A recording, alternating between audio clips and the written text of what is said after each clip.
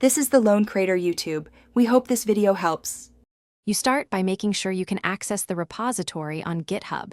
This is essential because permissions determine what URL you'll see. Once signed in and on the repo homepage, scan the header area where file listings begin. You want the green code button near the top right of the file list. It's the control that surfaces the clone and download options.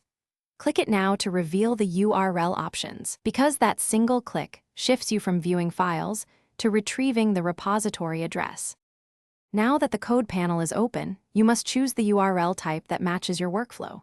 You'll see options for HTTPS, SSH, and often a GitHub CLI command. Each serves different use cases. Select SSH if you have keys configured for passwordless auth. Choose HTTPS for token or username/password workflows. Pick the CLI line if you use GitHub's command tool.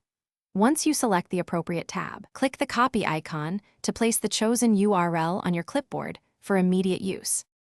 With the URL copied, you must use and verify it right away so you avoid wasted steps later. Paste it into your git clone command, remote add, or CI configuration and run a quick test like git clone or git ls remote to confirm connectivity. If the operation succeeds, you're done.